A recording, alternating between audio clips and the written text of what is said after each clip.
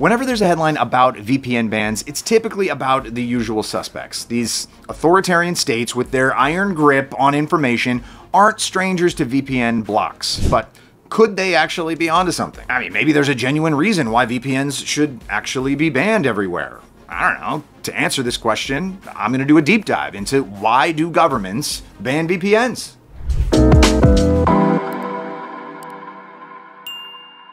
So, okay, to begin with, which countries have banned VPNs? Well, there are ones out there which regulate VPN usage and those that completely ban VPN providers and services. So the first group of VPN banned countries primarily consist of countries like China, Russia, or Turkey, UAE, India, Iran, or Egypt, and Uganda. So is using VPN illegal in these countries?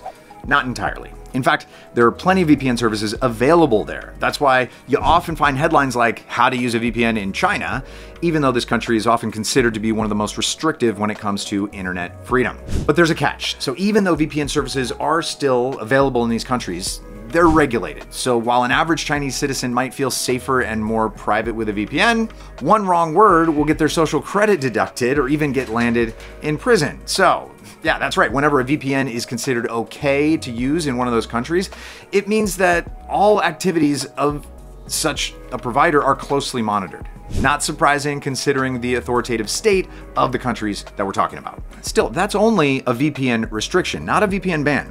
Most reputable providers will just stay out of the country with those kind of regulations, or at least establish virtual servers to compensate. Yet this is not an option with the second group, countries that completely outlaw the concept of a VPN. Countries like North Korea, Oman, Iraq, and Turkmenistan prohibit any VPN use, with possible imprisonment awaiting those foolish enough to break this law. So imagine losing your freedom or your life just because you want to read an article from a source that wasn't state approved. It's wild stuff over there. Yikes. Naturally, VPNs are just the tip of the iceberg in those countries, so restrictions there are closer to a full internet ban with only a small amount of info available to the general population. So why is using a VPN banned in those countries? The answer is pretty simple. It's for the sake of control. VPNs are versatile tools, but their core element is privacy enhancement.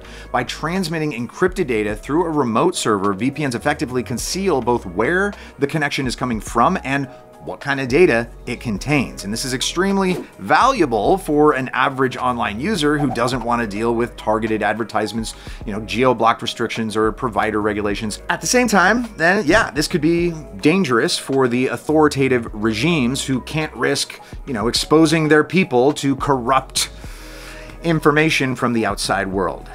Now, this especially goes for closed countries like North Korea and Turkmenistan. Their citizens are oblivious to the situations on the outside, mostly because of the internet restrictions. Only a few % of the population even have access to the World Wide Web. Unsurprisingly, VPN restrictions are practically necessary for these regimes just to keep functioning. Now, if you were thinking just how a VPN block is enforced, the answer is surprisingly simple. Any internet provider knows when their customer uses a VPN. Yeah, this is true no matter the location. The difference is that in a place such as the US, the worst thing a provider can do with VPN detected is throttle your connection to lower the speed. Meanwhile, in those repressive countries, you'd be taking a one-way trip to the land of striped shirts. Nobody wants that. Still, it stands to reason that VPNs do try to circumvent detection by using stealth protocols. Such stealth protocols effectively modify encryption algorithms to hide the fact that data was encrypted, preventing ISPs from easily discovering the effects of VPNs. So those methods are not 100% effective though. So if you plan a trip to one of those countries, I recommend you don't even try to use a VPN. While there are claims that countries like UAE are not that restrictive when it's tourists using a VPN, you'd be safer to comply with local laws than try your luck. So far, we've discussed the VPN restrictions a lot of people in the West would call illegitimate, the kind of bans that are made just to oppress.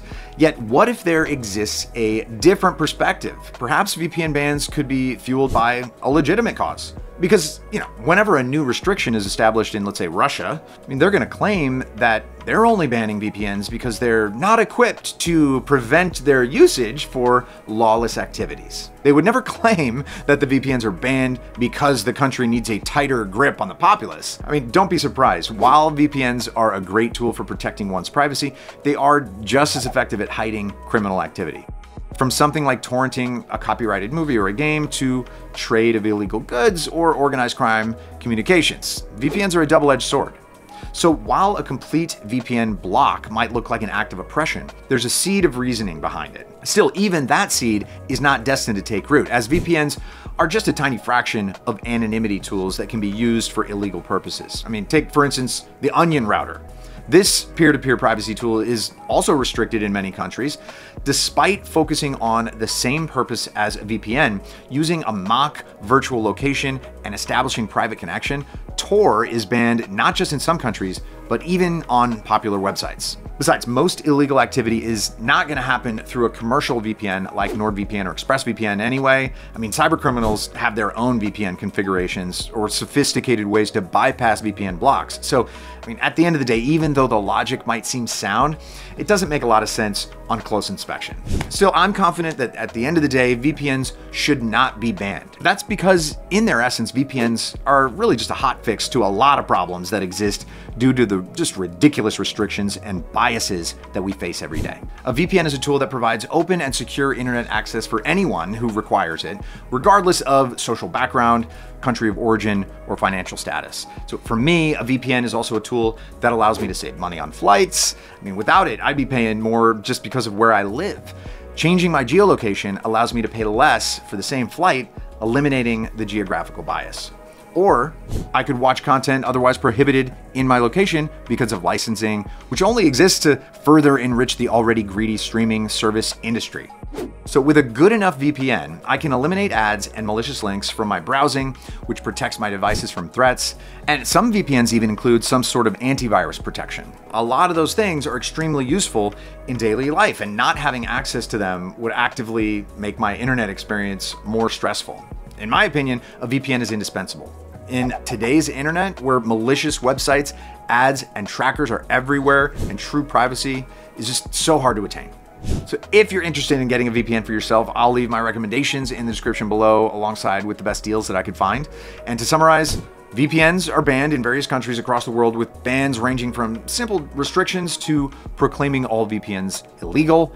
And these governments do try their best to justify the bans, but at the end of the day, their true intention is just to restrict their populace and not to protect. So I hope you found this video interesting. If you enjoyed it, please leave a like and a subscribe. And I'm trying to have more interesting topics, and I really want to know if you're interested in them and enjoying them as well. All right, thanks for watching. I'll see you soon.